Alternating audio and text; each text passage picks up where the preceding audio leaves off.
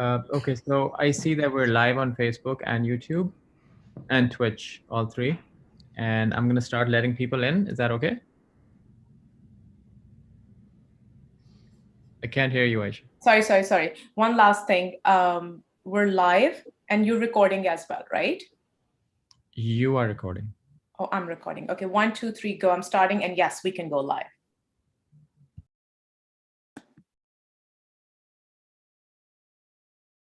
Afi, you need to give me permission to.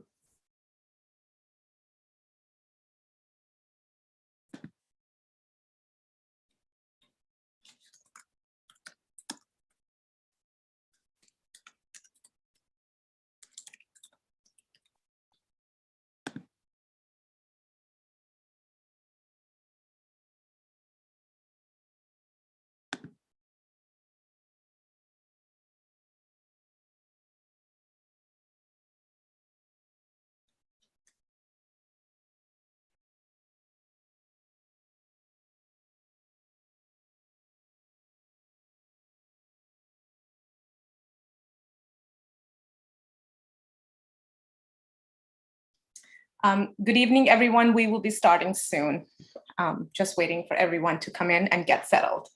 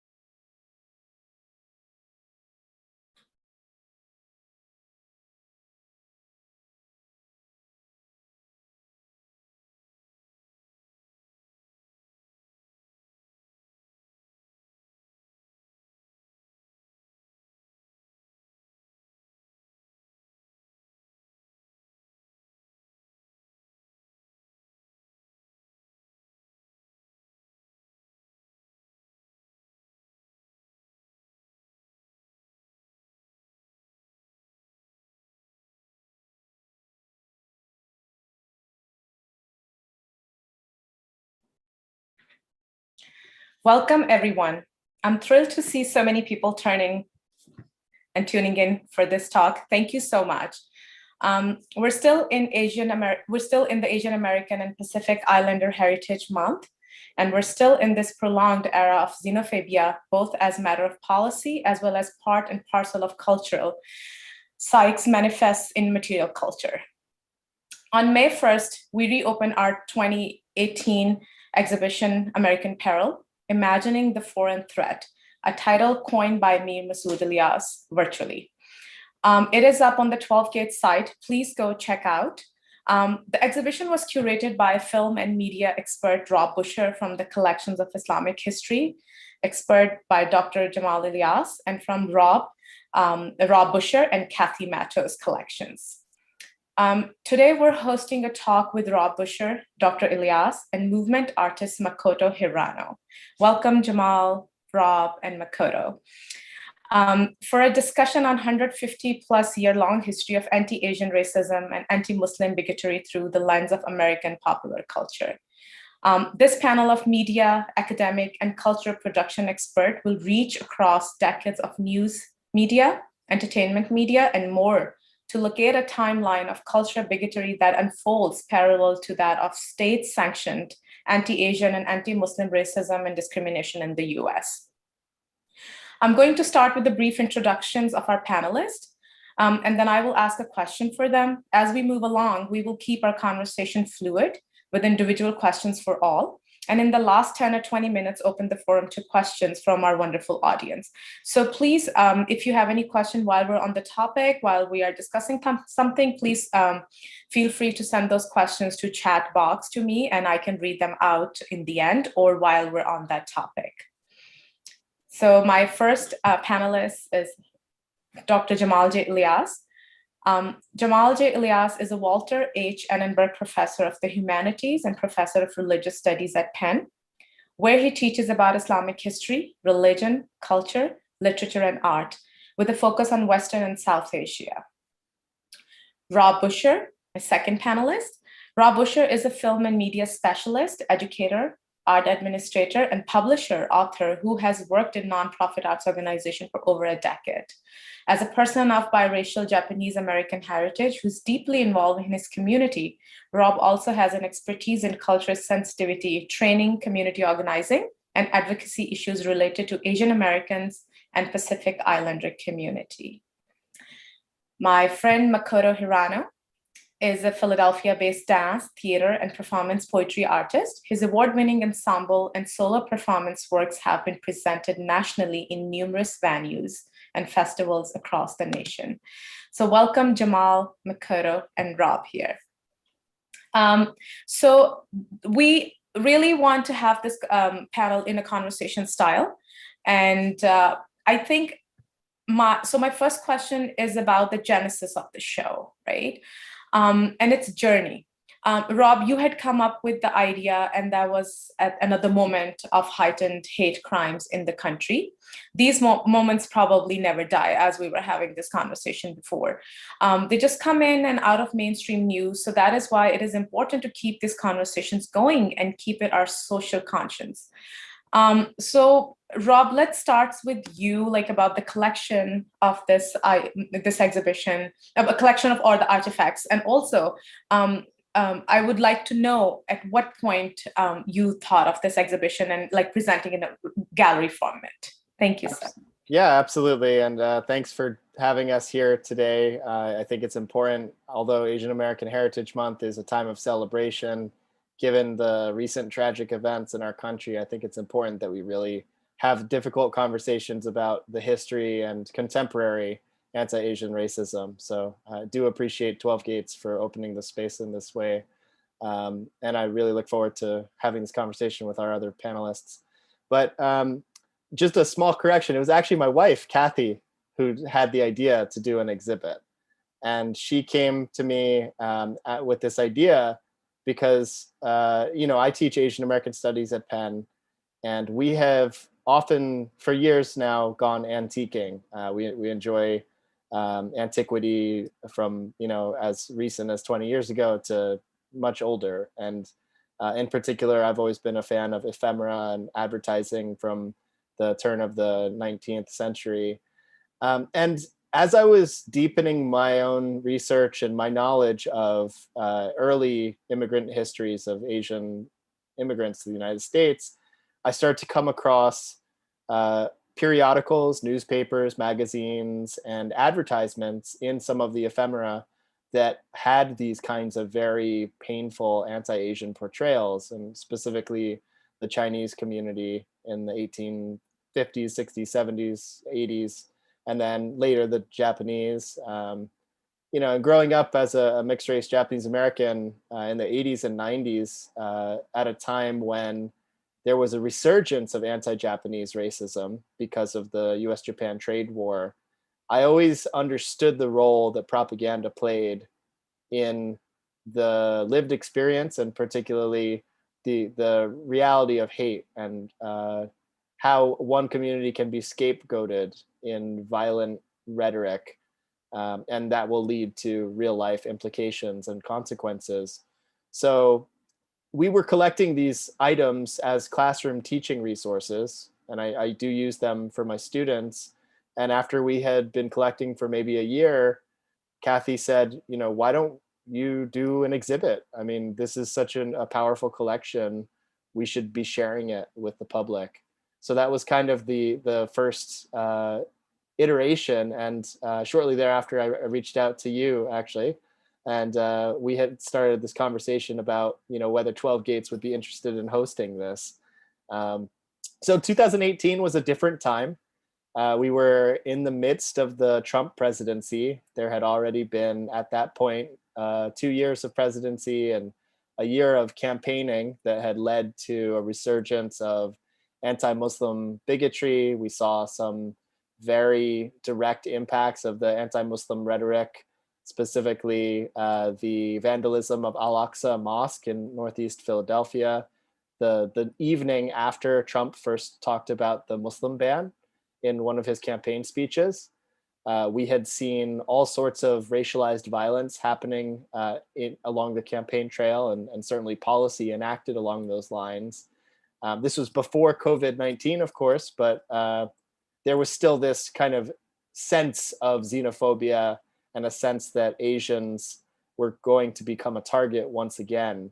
But for me, I think it was really this interest in looking at how two communities that make up a significant portion of the Asian diaspora, specifically the East Asian communities and then the South Asian and West Asian communities who are predominantly Muslim, that there are so many commonalities. And again, drawing on my own experience as a Japanese American, thinking about how in the aftermath of Pearl Harbor, how our community was scapegoated and the mass incarceration, forced removal from the West Coast, how very similar that felt to me as 9/11 did, as I imagined it must have for the Muslim American community and those who were perceived Muslim.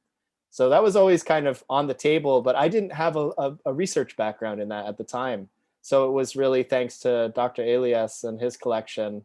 And, maybe this is a good time to kind of turn the conversation to Jamal, if you'd like to comment a little bit. When we first started talking in 2018, I think I had a basic idea of a timeline of anti-Asian hate, but I didn't really know yet how the anti-Muslim bigotry fit into that timeline. And I think I have a better sense of that now, that the 3 or 4 years of additional research and the second phase of the exhibit we did in 2020. But I'm just wondering if you could comment a little bit of, maybe how you came into the picture, what were your impressions of some of the artifacts that you saw, and how did that relate then to the artifacts that you brought to the exhibit in 2018? Well, thank you, Rob, and also thank you, Aisha and Afif, for hosting the physical exhibit, the virtual exhibit, and also for hosting us today. And yeah, so for me, I've been obviously following and experiencing various forms of racism for a long time, and it's like I just want to I didn't give my bio. I want to just add jokingly, but sort of seriously.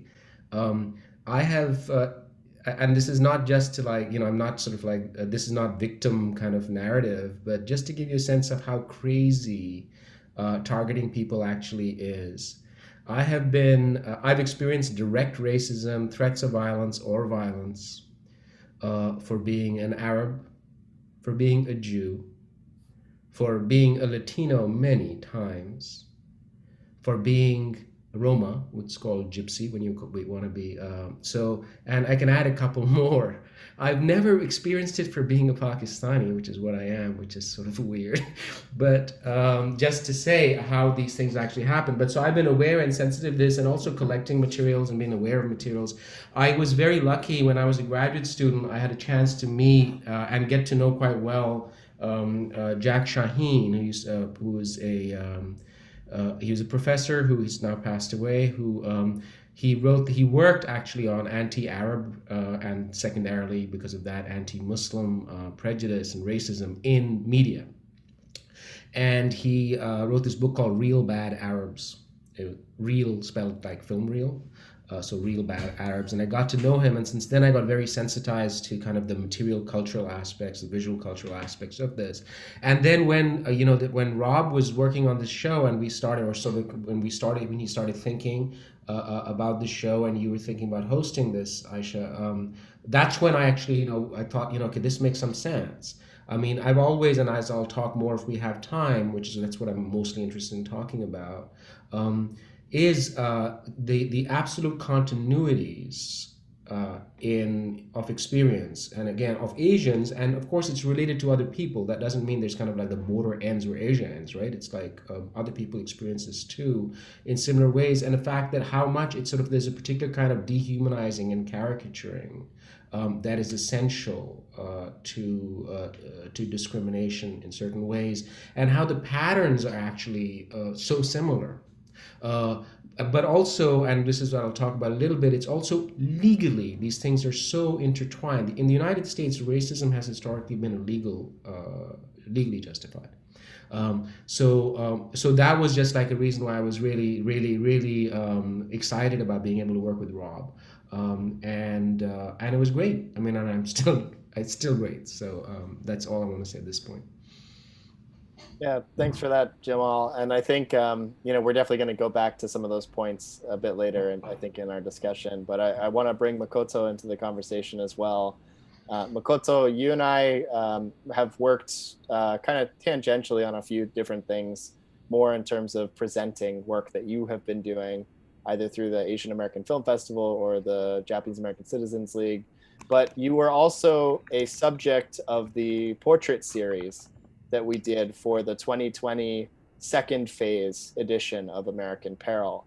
The second phase exhibited at Philadelphia City Hall and was compiled of both the original artifacts from the different time periods that show this anti-Asian historical racism, but juxtaposed with contemporary portrait photographs in large format of local community members here in Philadelphia who have been impacted in some way by this kind of anti-Asian or anti-Muslim rhetoric.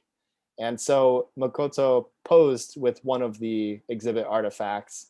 I believe it was a magazine cover with Tokyo Kid, an awful, like, snarling, fang-toothed caricature from World War II, with this just brilliant look of puzzlement on your face. But, so maybe you could talk a little bit about like what it was like being a part of that phase of the exhibit. And then, the other thing that I think is really ironic and also sad, the American Peril exhibit was in City Hall when COVID-19 started. In fact, our exhibit was cut short by an entire week because of the lockdown when that started. And I think March 12th, it was supposed to go until March 22nd.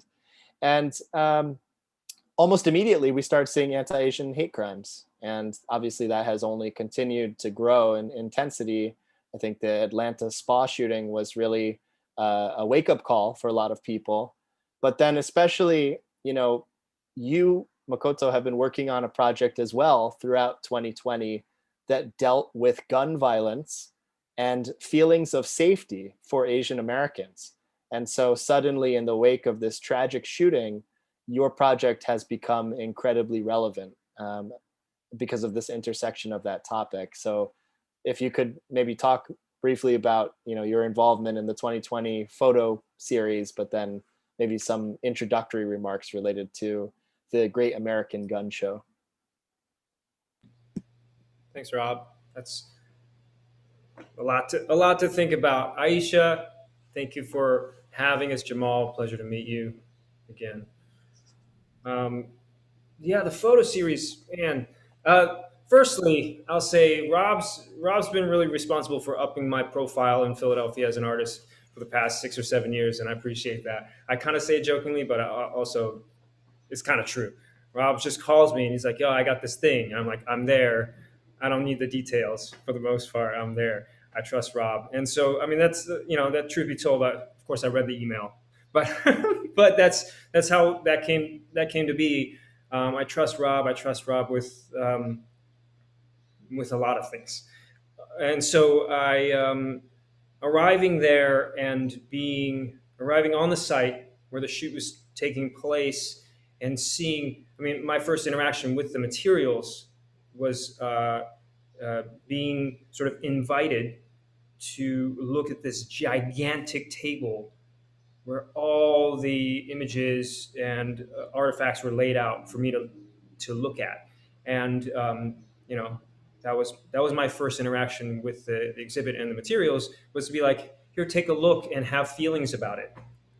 And I think I wasn't primed for that.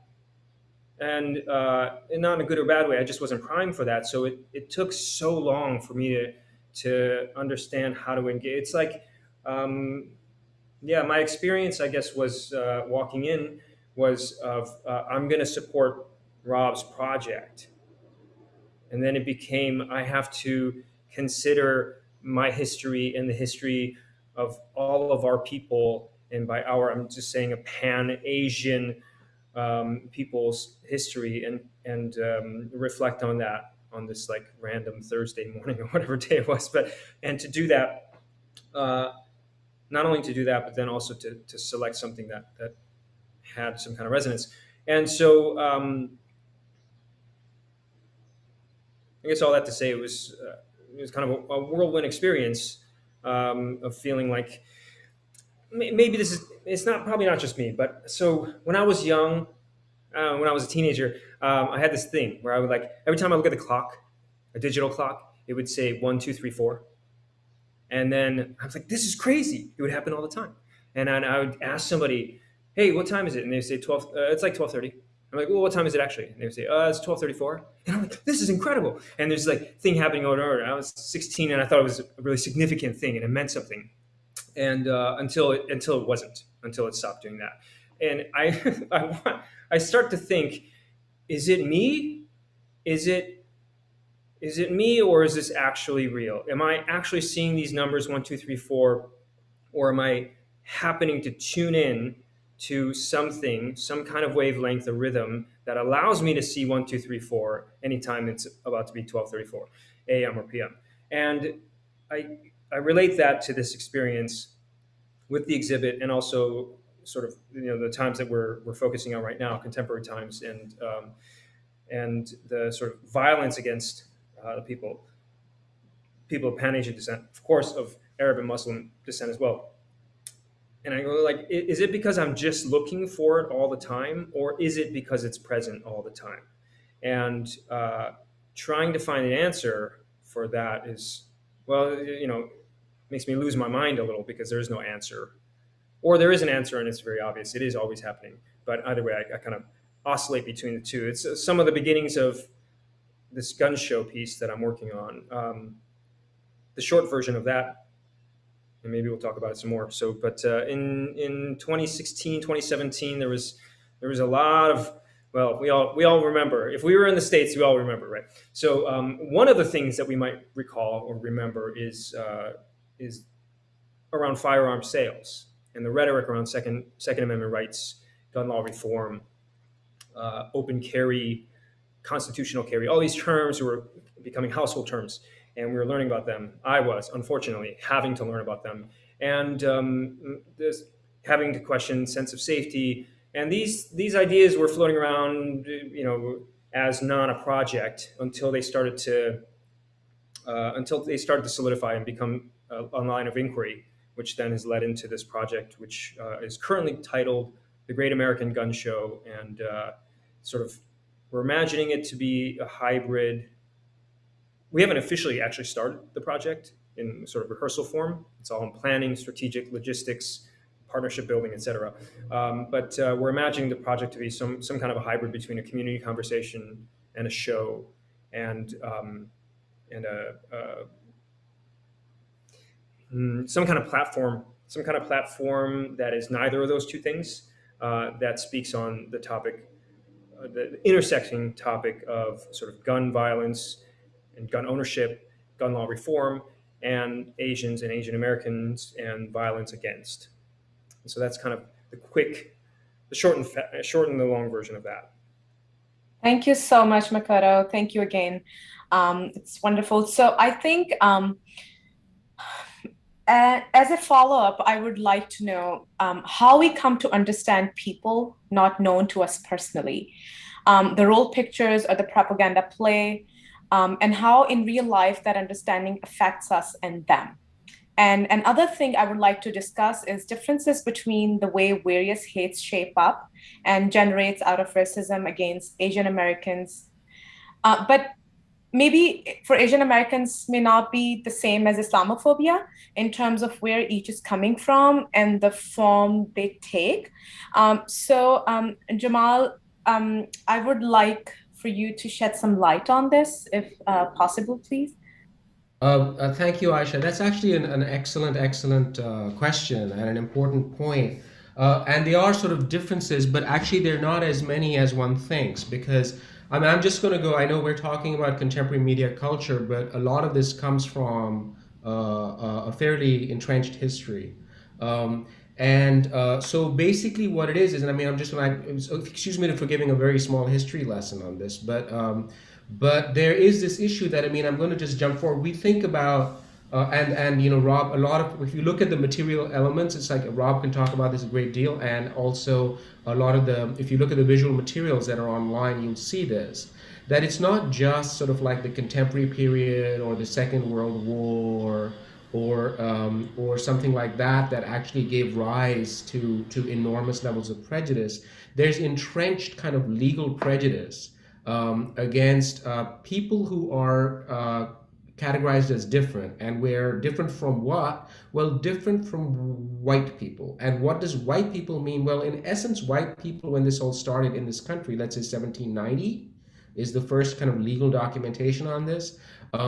White people basically meant Northwestern Europeans. So people from the British Isles, primarily, secondarily Germans, third Scandinavians.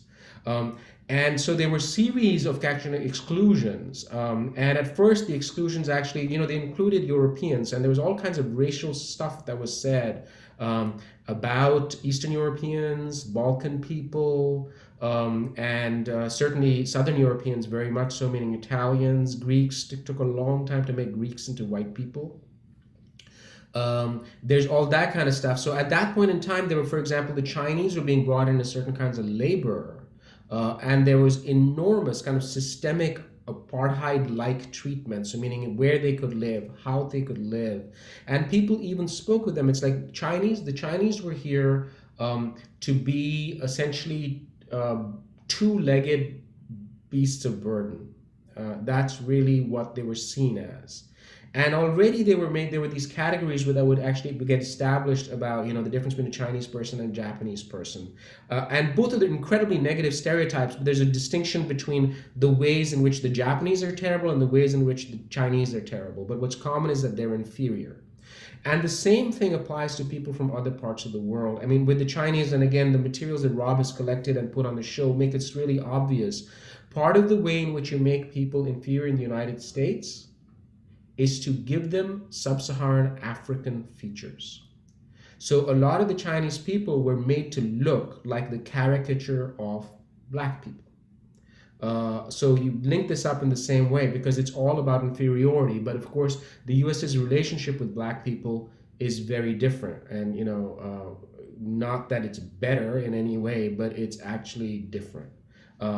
So because obviously with other people, it was exclusion.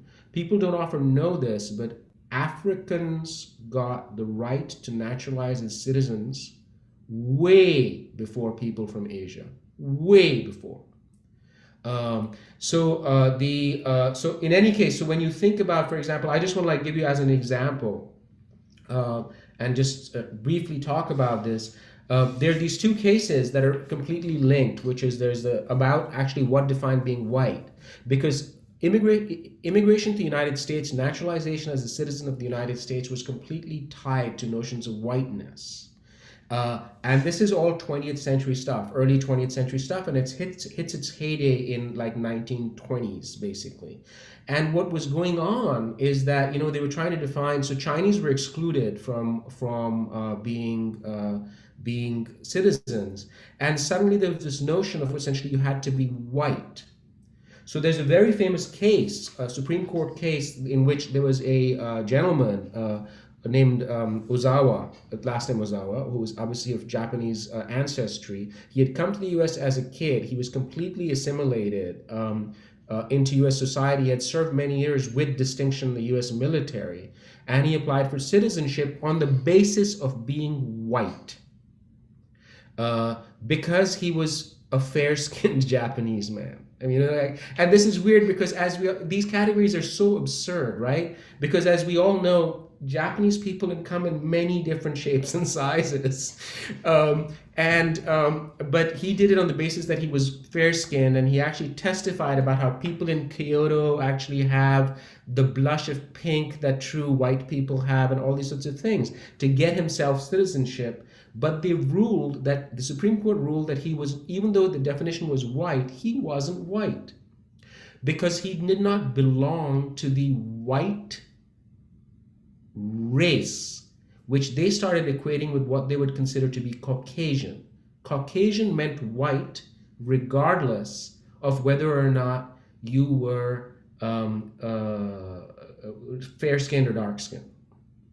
So within 3 months of the Supreme Court hearing this case and denying Mr. Ozawa, a case came up and the Supreme Court had to hear it, which was about a Sikh gentleman from the Punjab in British India, who applied on the basis of he was white because he was Caucasian. Because by then the U.S. because this is a point at which they're like science versus social truth had become kind of the defining characteristic of this debate. And so he argued he was Caucasian because all of anthropology in the United States was saying that South Asians were Caucasian and Middle Easterners were Caucasian. And it went to the Supreme Court, and because actually a district court had recognized that he was white and recognized his right to actually naturalize as a citizen. And he too, it's the same. It's like he's been here a while. He'd served in the military, all these things. But the Supreme Court ruled that even though he was Caucasian, he was not white.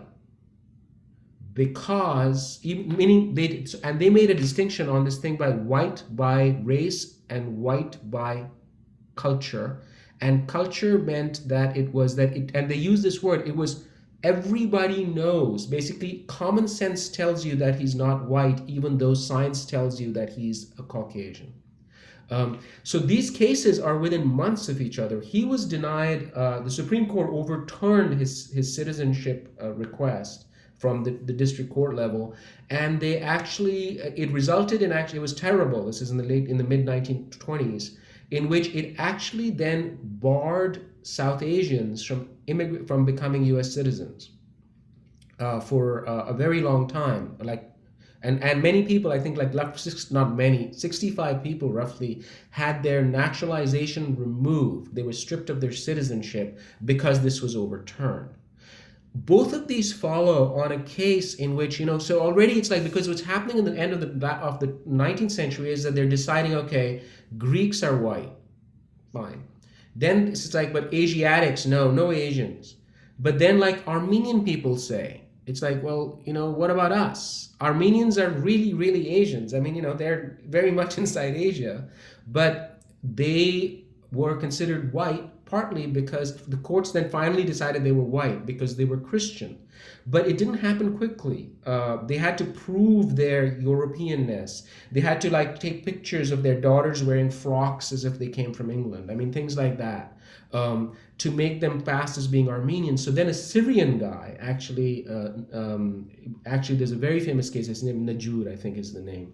There was this case in which a Syrian person applied. This is before these two cases I just mentioned.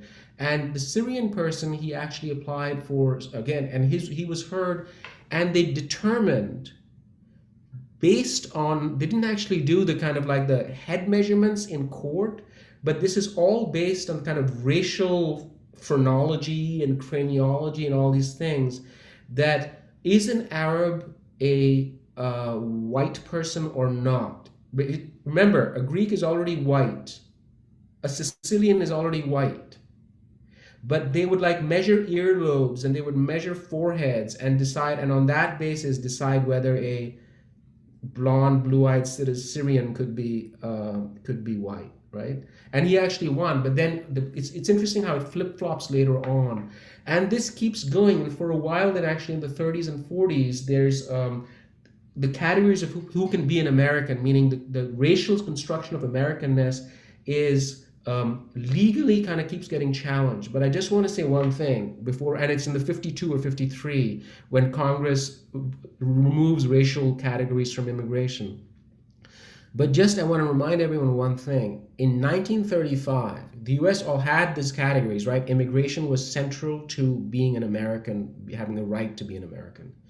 In 1935, Nazi Germany passed a law saying that only Aryans, by their definition, could be German citizens. Nazi Germany became the second country in the world to define citizenship on the basis of racial construction. It was so embarrassing that we can't underestimate the importance of that situation in the dismantling of racial laws about citizenship and belonging in the United States. I'm not saying that's the cause. I just want people to remember that they happen in that environment. The US government starts thinking about undoing it in that environment. So no big kudos is what I'm trying to say for having done it. And what persists, of course, with all this is that the attitudes towards whiteness and belonging and race continue to define kind of categories in the US into the present. So the dehumanizing of people that are different from us is very much a continued debate. I mean, we're talking about obviously very much about about Asians in America, but it applies to sort of Arabs get caught in the middle. They never get to be considered Asian. But they have no benefits of being white by any stretch of the imagination. And you also see it in the rhetoric that actually surrounds, for example, how it's like in what's going on right now in Israel and Palestine, the Palestinians' right to basic humanity is not granted, right? It's like there's a particular way in which we will humanize the Israeli, but we won't humanize the Palestinian. It's part of that same thing that somehow people are different based on our identifying them as being different in certain ways. And it essentializes the idea of like certain people, Arabs, for example, or Muslims by extension, are violent by instinct. They don't have our moral sense. They don't share our values. And in that, it's exactly the same thing as it said about the Japanese. And they've said about the Chinese. And they in code say about the Chinese today in the middle of a trade war, right? So I don't think it's all that different in that way. Yeah. Jamal, thank you so much. It was so informative. Thank you so much. Rob, please. Yeah, so I think you did a great job of summarizing that history, because the legislation is just one part of that, but it's like at the core, right, of how the United States defines whiteness by defining what is not white. And that definition changes over time, and it envelops different groups of people. At the core of it, and something that I did want to kind of bring into the conversation, is religion, because the United States is fundamentally a white Christian nation. And anyone who doesn't meet that narrow definition is not fully American. They will always have a hyphenated identity on that basis. And honestly, Buddhism in the Japanese American community is a huge reason why our community was targeted. As much as the anti-Asian hate on a racial basis, the fact that the majority of Japanese immigrants and even their American-born children were devout Buddhists that practiced this religion that was spoken in a foreign language that wasn't even written in Roman alphabet. So Americans couldn't even decipher it unless they bothered to learn the Japanese hiragana and the Chinese kanji. It is this level of like mystery and mystique, and in the same way that Orientalism kind of shrouds the Near East in this mystic danger, in the sense that Said writes about, right? It's also this idea that here we have a group of Asians who are just this inscrutable, feelingless group of people who then later go on to do this imperial aggression towards other countries in Asia. United States is able to sort of wedge the morality into it. But at the end of the day, you know, so much of this conflict between the United States and Japan in World War II, it's at the core of a lot of contemporary anti-Asian racism, but it also grew out of that original anti-Asian racism that led to the exclusion of the Chinese and later to all persons of Asian and Middle Eastern descent. And that Immigration Act of 1924, it's so important to remember that it banned people from the Middle East as well. And that's not often talked about. We talk a lot about Asia Pacific in that context, but again, that commonality and that shared experience that so many people had across our communities, I think is important to kind of bring attention to in this moment. With regards to the general perception, though, I think that's really at the core of this exhibit, because when we think about how does public discourse reach a point where there's a consensus about who is white and who is not, and you know, how do they come to this consensus that then justifies barring an entire group of people from naturalization and later from immigration? It's based on these kinds of caricatures that we're seeing. And it's important to keep in mind that for people who didn't live on the West Coast or in a large city, most of them had never seen a Chinese or Japanese person in person. Certainly not in the 19th century when the Chinese Exclusion Act is being passed. And so if all you have to look at are these sort of racial caricatures like the heathen Chinese, you know, this is setting the tone for how you understand an entire race of people. And also, as Jamal was mentioning, this association with Blackness, but also indigeneity. And I think there are some examples within the Chinese caricatures of that time period, but I think you can really see that in the Filipinos and the Native Hawaiians. And the context is really different there because you have Asian immigrants coming from East Asia, China, and later Japan, who, for a variety of reasons related to economic insecurity and scapegoating by capitalists who are not wanting to pay white workers what they should, using the Asian labor as this human capital to basically deflect blame from themselves. And so there's this aspect of hatred that develops out of economic insecurity by the poor working white classes. At the same time, the United States is actively empire building in the closing years of the 19th century with the Spanish-American War and the annexation of the Philippines, Guam, Puerto Rico, and also the annexation of Hawaii. And this is a moment in history when the United States, I would argue, was always an empire, you know, since this concept of manifest destiny and actually taking lands that were already occupied by indigenous peoples and the indigenous genocide, but by its very nature is imperialism. But it's really hard to argue against that definition when you actually have the United States Navy invading sovereign states like the Kingdom of Hawaii or the Philippines and imposing their political will on this group of people that then become colonial subjects. And in order to do that, I think you really see the usage of these associations with Blackness and indigeneity in a time period that's about 30 years after the abolition of African slavery, at a time when there are active Indian land wars happening in the Western territories. You know, what kind of impression does the general white American public have of Black people and indigenous people at that time period? It's a justification attempt. By making that association, the United States is able to say, well, these people are incapable of self-governance, and so we need to come in as the big brother to the little brown brother in the Philippines. And the white man's burden is such that, you know, we as white America need to lift up using this helping hand in a very, you know, benign, but not, is very malignant, right? The way that it's framed by the government, by the press, and then later the way that the public understands that is kind of shaped by that, shaped by those images.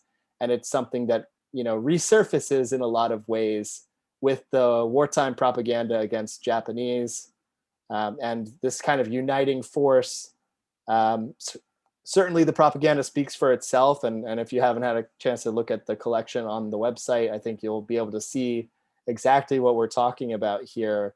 But I just can't understate that even today, although obviously people have a lot more opportunity to interact with a diverse group of individuals here in the United States, there's still plenty of places around the country that are homogenous white communities where the only interactions with people of color might be at a Chinese takeout or a gas station. It doesn't lead to any real understanding beyond basically what people are watching on television or in Hollywood films. So again, the idea of popular culture, entertainment, and material culture as this idea that sort of unites and continues to propagate these ideas that have run through our popular culture for over 150 years. Thank you so much, Rob. Really appreciate it. So Makoto, I wanted to ask you, like, your work in dance and movement is at times a response to the racism and the hate we see in our society. Could you please talk about how your work is received, your audience are general public, right? So I would also like to know how you perceive their reactions during your performance. Wonderful question. Thank you. So yeah, throughout my career, 15, 20 something years or whatever, of making, so I'm a choreographer by trade, and then I sort of inched my way over the years into theater. And so I do a lot of physical theater, and I do a lot of hybrid work in between. And most of the work in the early days of my career was,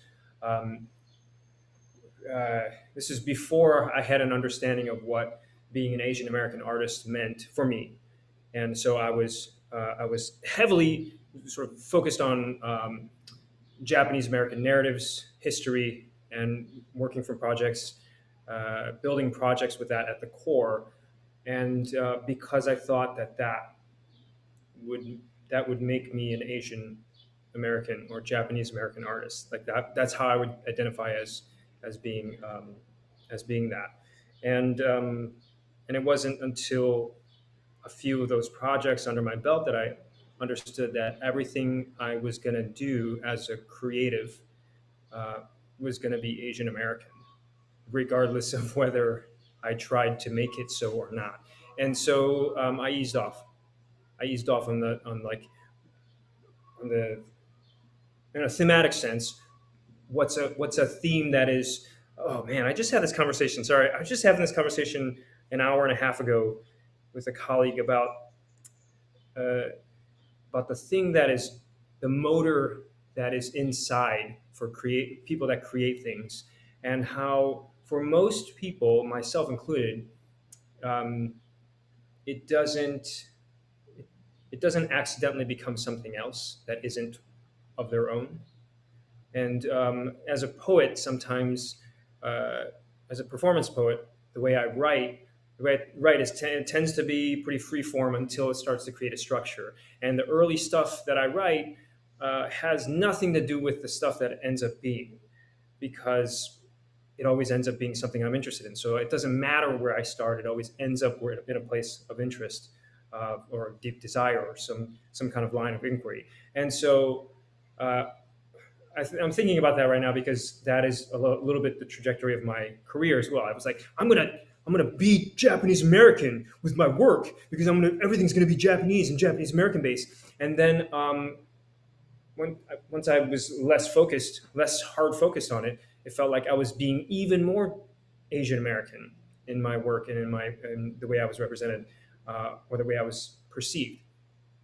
Which kind of goes back to a little bit, Aisha, your question about how it's received, is that in the early phases of my career in creative work, I had a lot of people that were interested in Japanese American affairs and Asian American affairs, and people that were really interested in that, they would come to my work. They wouldn't see other shows. There are plenty of people I met. They were like, I don't see theater or dance. I came to see your work because of the thematic content, nature of your work. And then the rest of the people were white, majority white American culture, theater going, dance going audiences. And that was weird, right? That being my audience base was a little odd, and I didn't understand it until I let all those things go. Until I started to, it's through a lot of very fortunate events and a lot of privilege and a lot of being gifted many things over my career, that I was able to release feelings about like what kind of artist I wanted to be, and started to find more freedom in what I was making. And there's a strange arc that happens where I start to feel like my work is even more Asian American once I release all those things. And the people that are just interested in Japanese American affairs or Asian American affairs, they weren't showing up for my work. And again, that was odd. But I'm able to reflect on it to be like, oh, they're interested in the theme, not the artist, or they're interested in the topic, not the form.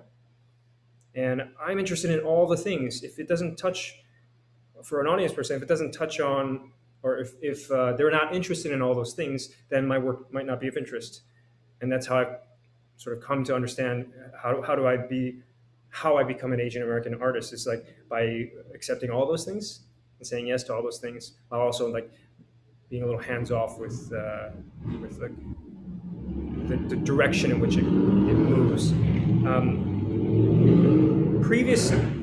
Sorry, I'm in Southfield. There's motorcycles. I'm curious, Aisha, this is a little bit for you too. This is for everybody here. I'm curious about a thing that we're talking about white people, white culture a bunch, and I have this question that I hadn't really had before. It's been lingering here and there, and now I'm like having to ask it a little bit. Over the past few years, I've started to shift my language around white people. The term white people or being white, to understand when I actually mean white culture or white American culture as opposed to white people. And so I've intentionally made an effort to really to slow down when I'm talking, and and not default to just saying white people when I actually mean something a little more nuanced than that. And that's kind of an ongoing thing. But I started wondering, I think about the future often, and like how I change, and how, the work I make in the future, or our culture, the direction it's heading in based on where we are, et cetera, et cetera. And I think about language as well, and the use of language and how it might change. For example, the conversation we were having prior to starting, which is the term BIPOC.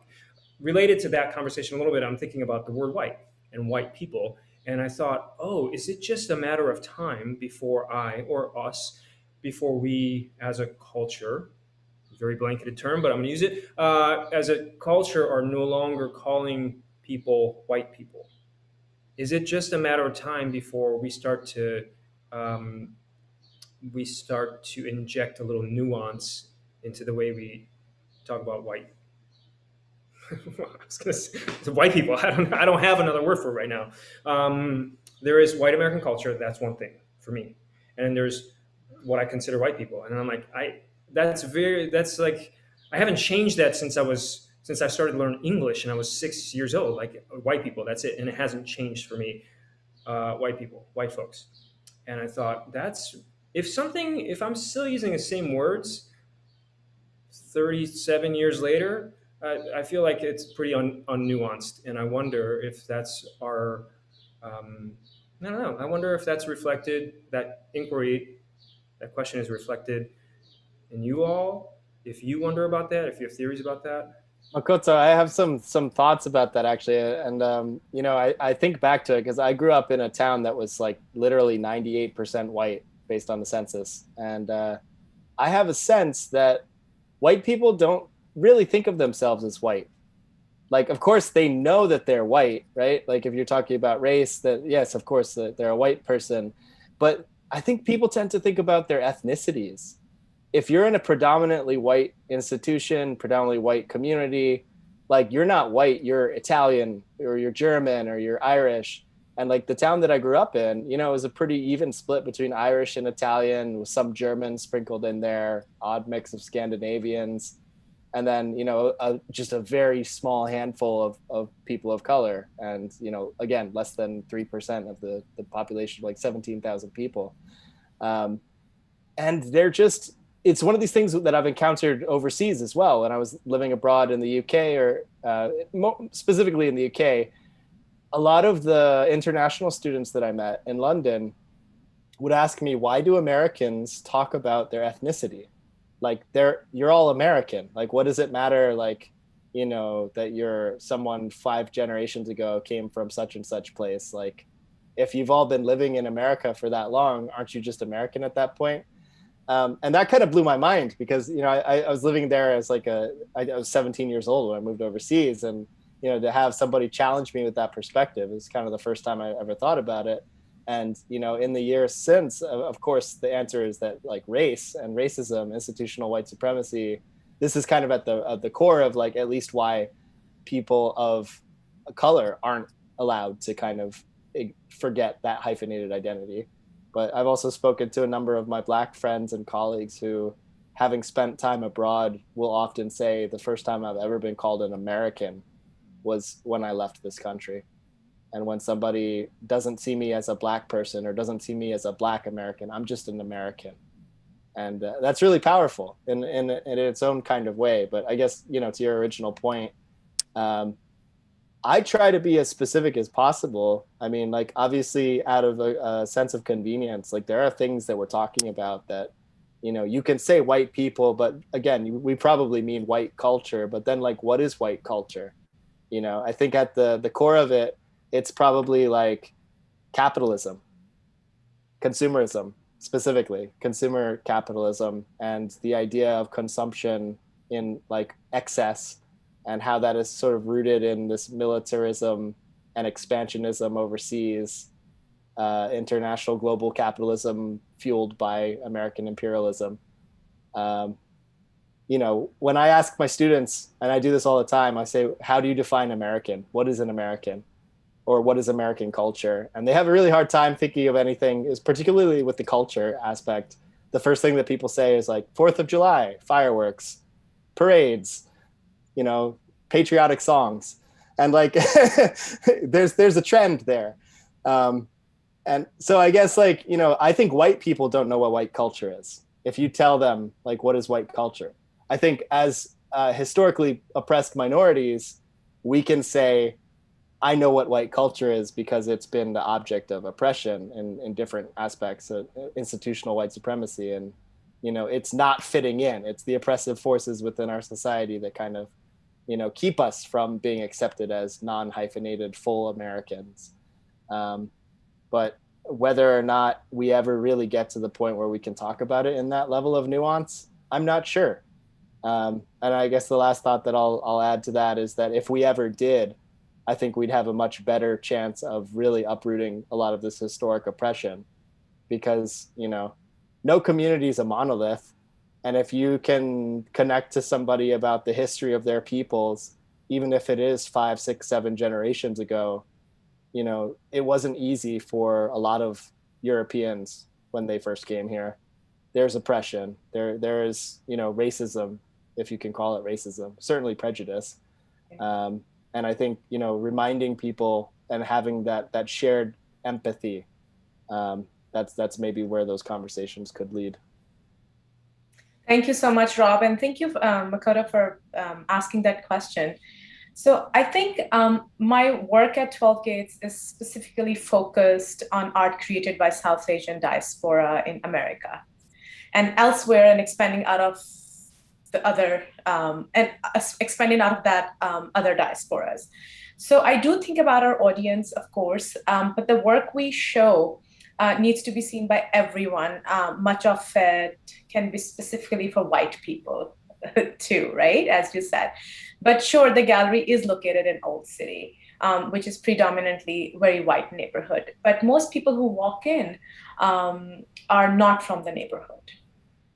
Because Old City is very tight neighborhood. People usually don't like to go out when everyone else is out there.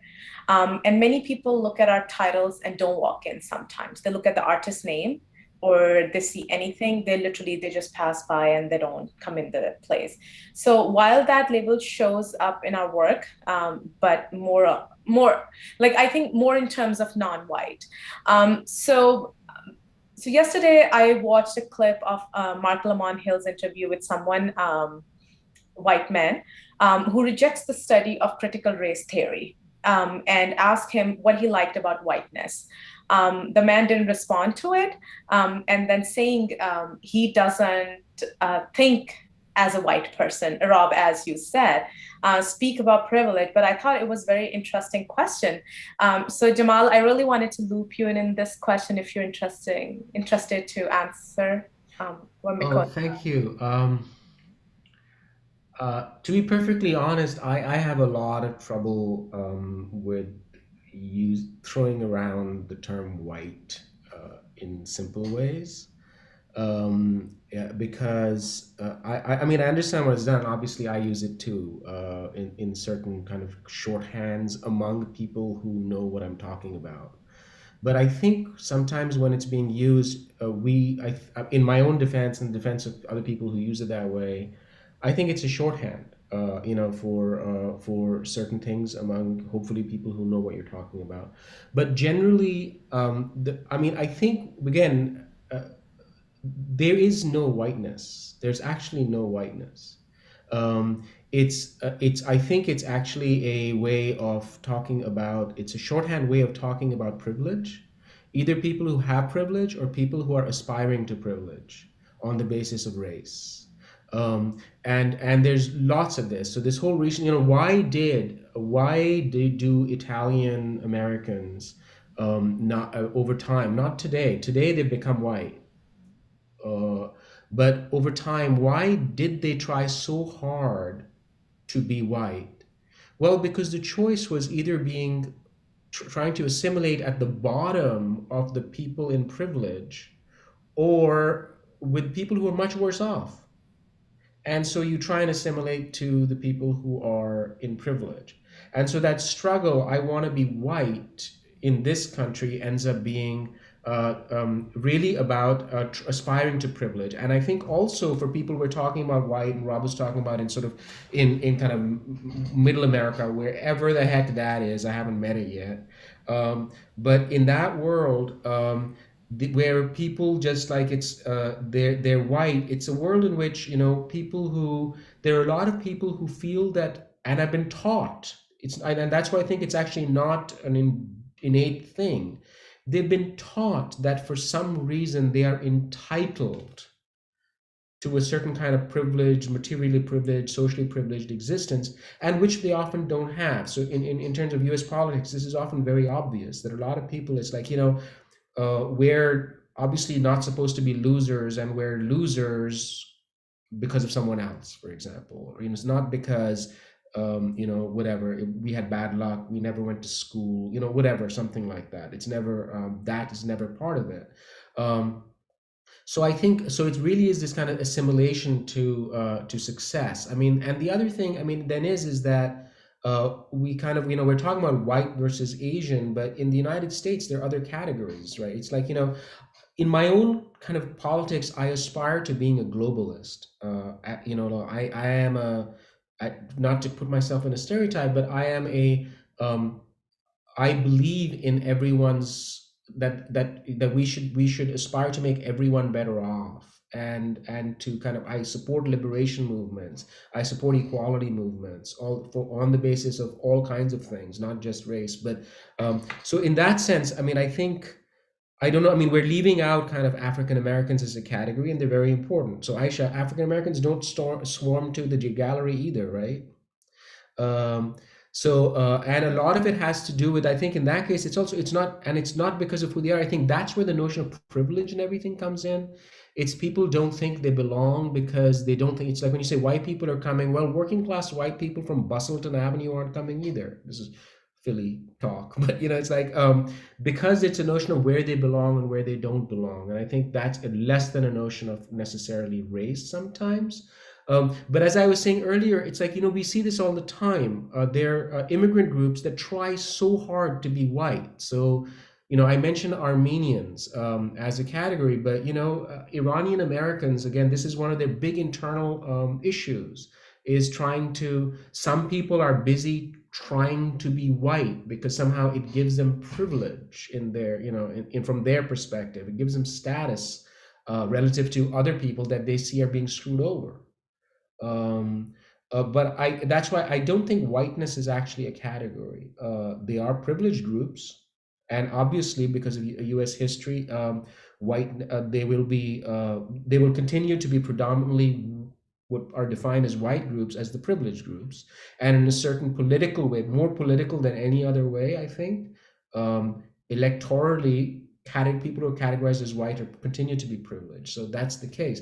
That being said, I am really, this came up tangentially, I'm not optimistic about any great simple solution to the United States and its racial categories.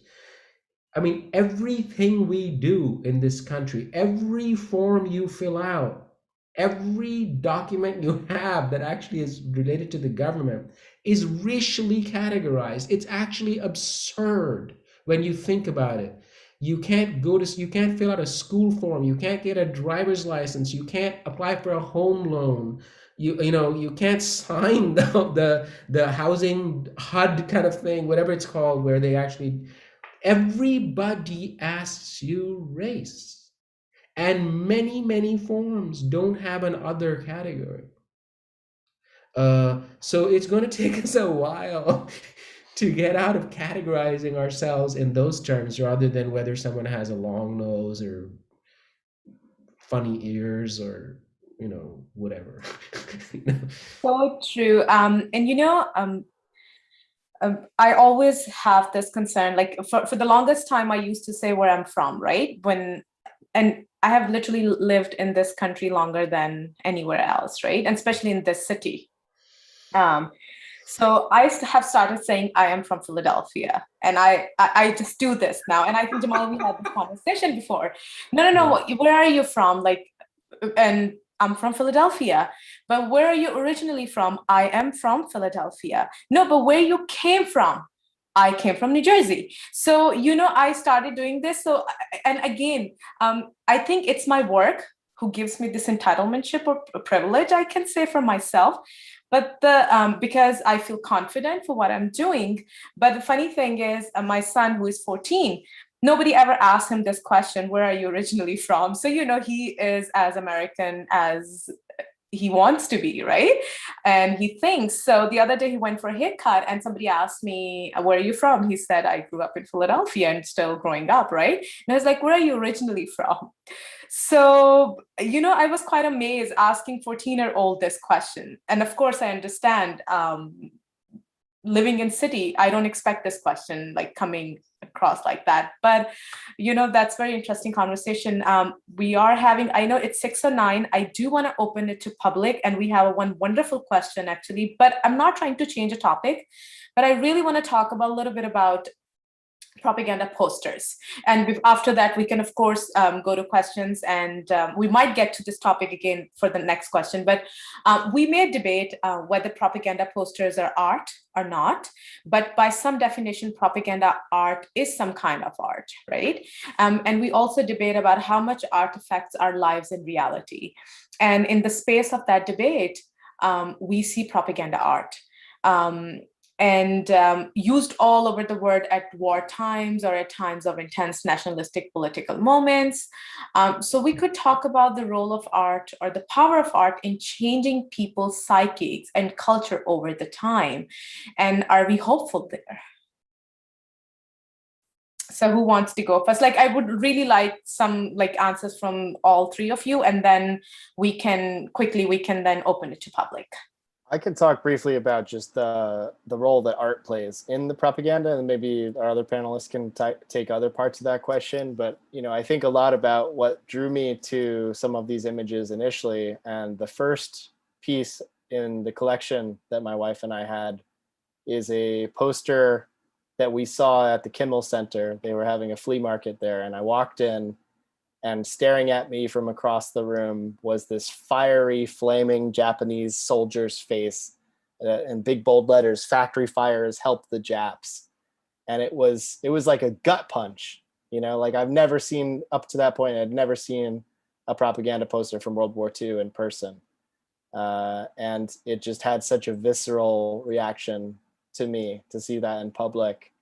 And I bought it on the spot because I figured, I need this. If this is what it's doing to me, and I've devoted my life and career to studying these topics, what is a 19-year-old college student going to think when they see this for the first time?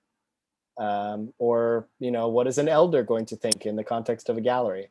And, kind of confirming that this type of racism exists and has like informed our experiences here in this country.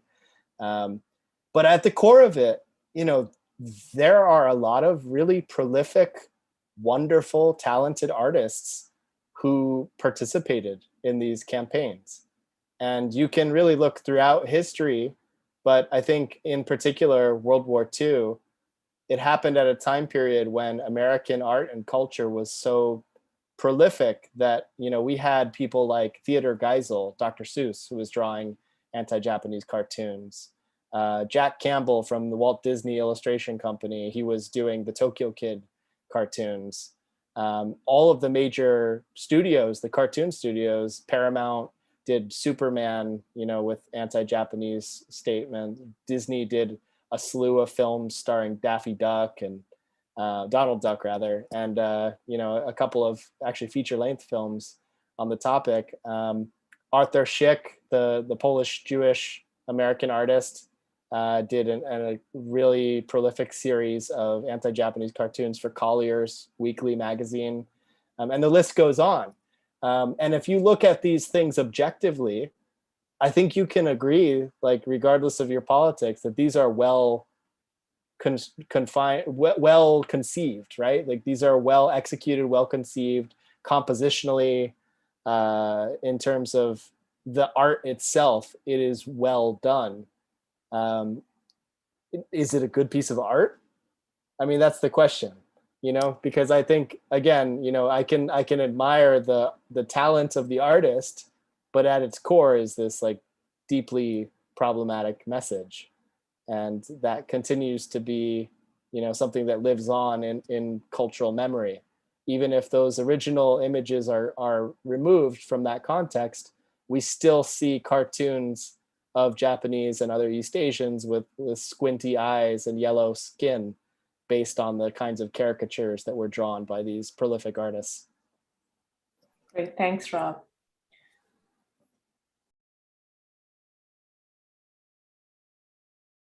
Mm-hmm. Makoto, do you want to add anything to this? Sure, I'll just unmute myself and then I'll speak. Yeah, I have just one thought to share. I think it's not very deep, but it's there's nothing wrong with the art. Like the art is a reflection of an opinion, a thought, a time, a direction, and so if the place from which it originates is still messy, then that same art will continue to be produced, or that level of that type of art will continue to be produced. And it feels like this where we are is not that different from where we were, and where we were wasn't different from where we were before that. And so it feels like all that messiness still exists all the time. And so the propaganda art specifically ain't going nowhere is what it feels like to me. Absolutely. Thank you, Makoto. So Jamal, would you like to add something to it, or I can open it to public? I mean, I agree. I mean, it's the art in the service of ideology or in the service of the state is so common that I think just like, of course, it's art. I mean, again, as both Makoto and Rob have actually made clear, it's it doesn't make it not art just because it happens to be kind of in a service of something.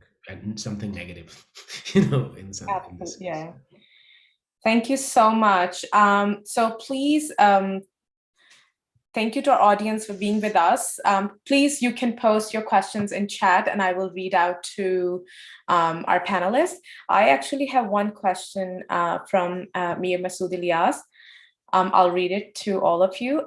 Why is quote unquote white such a flexible category of certain people, but for non-whites, we each have to quote unquote represent ourselves, quote unquote authentically, in a situation of widespread lack of meaningful representations of Asians, South Asians, Arabs, Middle Easterns, etc., in decision-making positions and positions of influence?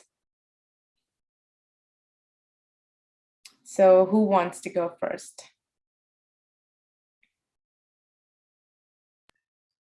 I can try. Sure, Jamal. Thank you. I think it's a very important question, and I don't believe there's an easy answer. I think one of the things, as I said, is I think this country is absolutely remarkable in its racial characterization. So they have to be able to, you have to be pigeonholed in these racial categories. And for a lot of people, that ends up being, the category of essentially they have to find a non-white category for you if you're not in that sort of a way. I think what it is what often happens, and this is, we've been talking around this, I mean, not intentionally around, but that issue of like, and this happens to immigrants all the time. It's like, where are you from? But where are you really from? Is really a question that actually means you're not white. I know you're not white, so what are you? That's what it really means. And in that sense, but I think it comes back to, which is sort of like, you can't really be, you can be fully assimilated, you can be a citizen, you can be all of these kinds of things, but you have to define yourself in a way that I don't randomly start having to go out to European presenting people and actually say, well, where are you really from? And when I do, I want to be kind of a confrontational, because I'm an immigrant, I define myself as an immigrant to the US because I am. But I don't have identity issues of these sorts. So like when someone says, when a person whose great grandparents came from Italy says, I'm Italian, if I'm in a mood, I'll actually correct them because they're not. I know from Italian friends and Irish friends get incredibly ticked off when people call themselves Irish or Italian because their grandmother makes a really, really bready lasagna. It's like meaning that actually it's because they're not. I mean, as we well know, I mean, people who are immigrants themselves even know that people of their own ethnicity who are born here, they don't consider them the same as themselves. So in that sense, I think the kind of the putting you in a category is really about the other them. I mean, I don't know what to say because we really, again, we're talking about, and it's very obvious, it's all actually about privilege and power. Because we haven't mentioned, when we talk about East Asians, we haven't mentioned Cambodians. We haven't mentioned, it's, and in the US kind of 19th century, early 20th century category of like talking about how what vices which race had, they differentiated in East Asians, in Asian, which was the Mongol races, the race people, the Japanese had a different vice set. The Chinese had a different vice set. The Malays had a different vice set, which was Southeast Asia, and the Filipinos had a different vice set. But Balkan people had a different vice set. Southern Europeans had a different vice set. Only Germanic and Saxon people did not have vices. So I mean, I think in that sense, they're like, we're not it's just like, where do you categorize someone who's Cambodian in all of this when you're actually saying, other than saying, my ancestors are Cambodian and I'm Cambodian, right? But I think it comes back to, it's why we have to be put in these categories that are recognizable, and ultimately they're defined vis-a-vis being kind of a general category of whiteness. I think is a very real thing, as Mir brought up. And there's no answer other than, yeah. But I think it's actually ultimately it's some notion of like preservation of privilege at the center. Jamal, can I ask maybe a clarifying question, or Sure. maybe to help me a little bit, which is around just going back to the example you used about Italian Yeah. lineage, person of Italian lineage descent, and me myself currently right now, actively, very actively in a place where I'm trying Mm. to accept however people want to be identified, and there's years in the making. Yeah. Yeah. Yeah. You know, saying no, I don't think so, and then now being like, man, maybe it's not that deep. You can have that. But also, there's a sort of inaccuracy, as I think you didn't use that word, but it was like there's the version of the Italian person in Italy who's never left, and their whole lineage is based on on that land and that culture, and then there's the seventh generation Italian person in the States, blah blah blah. Mhm. Inaccuracy, perhaps, but if that person, the question kind of comes down to like, I'm asking you specifically personally, Yeah. Yeah. how might someone like me saying yes, who's trying to say yes to everybody, Yeah. yes, Yeah. I want to go, cool, and then also there's a level of sort of inaccuracy, and there's a question in there, right? You hear you hear my. I guess I'm not sure what the question is. I'm trying to square that for myself. I'm trying to Well, square. yeah. Okay, then let me just try and answer what I think you're asking. I mean, one of the things we do, and I agree with you, because my heart says that I want to move to a place where we're not saying, it's like we don't have to hyphenate ourselves. We don't have to like identify. So I don't want to. Part of me says I don't want to say, oh, I'm a Japanese American, I'm an Italian American, I'm a Greek American, I'm a German American, whatever, something like that. But just it's like I also don't want us to be going around saying, "Oh, I'm an American," but that too. But in as much as we identify, we're here. It's our home. We participate in the society, all that kind of stuff. Why should we have to hyphenate all the time? Why should we have to sub-identify all the time? That's what my heart says. But at the same time, I also do not believe that an Italian American has a right to call themselves an Italian. People can call themselves what they want, but here I speak for Italians everywhere. But the truth is, I'm serious, because I'm serious. As an immigrant, a defining characteristic of my immigrant identity is a relationship to a language. In some cases, more than one language. If you don't speak that language, you actually aren't from that ethnicity. Because race is not, and I'm serious about this. Race is not a category. Race is fake. We all know this. That's what we're talking about. Race is not real. So what in that identity? Being Italian is not a racial category. It's an identity based in language. And secondarily food, and et cetera, et cetera, et cetera. But if as I firmly, I'm committed to this. You can't call yourself a Pakistani if you don't speak Urdu. You can call yourself, my parents are from Pakistan. You can call yourself a Pakistani American. You can call yourself whatever. But if you don't speak Urdu, you aren't a Pakistani. If you don't speak Italian, you are not Italian.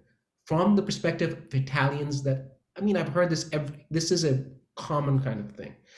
This is not to say that you're inferior, but and that's the point. I wish we didn't have to hyphenate and say, I'm not really from here, right? That's what we're trying to say. It's like, because I don't fully belong, because the dominant culture doesn't accept me as part of the dominant culture, I have to have a hyphenated, I have to be from somewhere else because I'm not really from here. And why do we have to actually say that? Right. So we have Mir, you raised your hand. Do you want to add something to it? Just briefly, a follow-up comment. First of all, thank you for that that explanation, Jamal, and then that discussion that the two of you had. There is another flip side of that. As an immigrant who's assimilated, and if you are assimilated so well that you lose that relationship that you just mentioned to your identity of origin, to your country of origin, then, that's what assimilation is for some of us, not all of us, some of us immigrants. And then we assimilate into not the American mainstream culture, but the various American subcultures, the cultures of social justice, certain kinds of Black subcultures, et cetera, right? What of those of us who don't wish to represent our ethnicity in any straightforward kind of way, right? Bangladeshi for me. And we work in workplaces and professions where we are taken to be completely white assimilated, partly because of our complicity in going in drag most of the time. By drag, I mean here by white assimilated drag. But so we're accepted as white assimilated there. We don't wish to represent because it would be improper of us to do so, some of us. And yet we're clearly singled out in all white crowds and asked that question that you said, like, where are you from? And they don't mean locally or regionally or in a state, and who consistently hit glass ceilings in the corporate and nonprofit worlds, and definitely in the art and culture world. We know who speaks for the rest of us here. We only get to speak, because there are artists in this community and art curators, we only get to represent and speak for ourselves authentically. Otherwise, no, we don't get to speak about the overall culture and our stance as observers. So that's my comment. And also your excellent conversation amongst all four of you reminded me that there seems to be sort of a norm, and then there are deviations from the norm, and they're sort of marked by shades, by all sorts of sort of, it could be like this and it could be like this, like going down. And even within subcategories, there are further deviations, but we know what the norm is, and we all know how far away from that we are. So I'll leave it there since we're running short of time. But thanks for those comments too, Mira. I think that was really fascinating. And there's a couple threads that I wanted to pull out there and also related back to the previous conversation. You know, when we think about, I guess, the role of culture in how one identifies, you know, we have a lot of folks who have been here for many generations. And I agree absolutely with Jamal's point that, you know, Italian person in Italy is not going to see even a second generation Italian American as an Italian, right? Let alone 5, 6, 7 generations into the American experience. At the same time, you know, what of the communities of color in diaspora of Asia, Pacific, Middle East, Latinx, Latin America, you know, all of these individuals who are never going to be assimilated into whiteness, despite, you know, perhaps that concept that you mentioned of going in drag and the conscious attempts at assimilation and respectability politic and that sort of idea, there's never going to be a fully American acceptance, right? And so to a lot of people, that aspect of culture, whether they speak the language or not, that is something that I think defines a lot of people. And I think it's also an interesting conversation around the idea of, you know, we're talking about race and ethnicity, but there's also the mixed race experience, right? Because, you know, race is so fluid. It takes one generation of intermarriage for someone to look completely different from either of their parents. And that doesn't necessarily change the culture that they have, right? So how do they identify culturally? And, you know, some people linguistically retain that, right? And so, you know, mixed race individuals, one parent may be an immigrant, they may speak that language. They're not necessarily going to be accepted as, you know, of that country or that culture. They're certainly not accepted here in this country. And so I think it's this kind of interesting quagmire and also a catch-22 of, you know, you have multi-generational immigrants as one complexity. The other complexity then is mixed race individuals. There's so many ways that we can define ourselves. If one is using a hyphenated identity to demarcate their affiliation to a certain group or culture, that to me makes more sense versus, you know, purely from a racial standpoint. Like, but I think to everyone's point here, it's a matter of privilege of, you know, someone wants to know, you know, what you are. The other point that I'll just finish with here is that I think aside from the where are you from question that most immigrants get asked, mixed race individuals usually get what are you? which is kind of like a whole other level of like dehumanization where, you know, what are you? Like, you're not, I don't know what you are, so define that for me, which is kind of an interesting experience. But yeah, absolutely human. Rob, thank you so much. I don't think I have anything to add after what you said. So Jamal, Makoto, Rob, thank you so much for this opportunity. And we have, I think, just this last weekend, that this exhibition is virtually online. I must say, I'll add one thing. When we had this show at the gallery physical space in 2018, it was beautifully installed. They were in beautiful frames. Nobody could tell what kind of dangerous material is in those frames. So how many times people walked in, like American Peril, what is this? They walked in, it's like, oh, they'll ask me a question. Are you a museum? Are you like a political organization? And at a certain point, I stopped answering that question. I said, we are a nonprofit arts organization, and yes, we have a curator. It was very difficult for me, like how to answer that.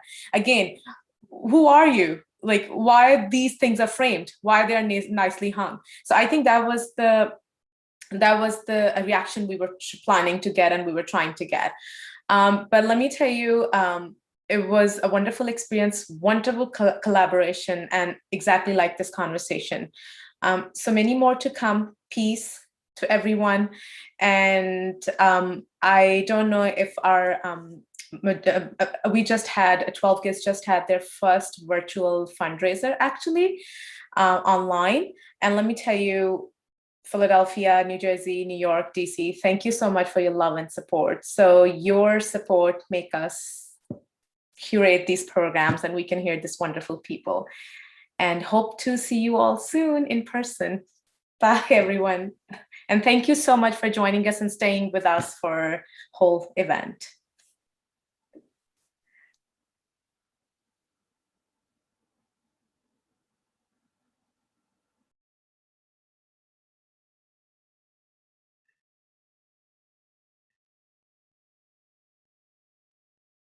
Rob is left. Anyway, Khuda Hafiz. Khuda See you. Hafiz. Bye-bye. Bye-bye. Bye. Bye.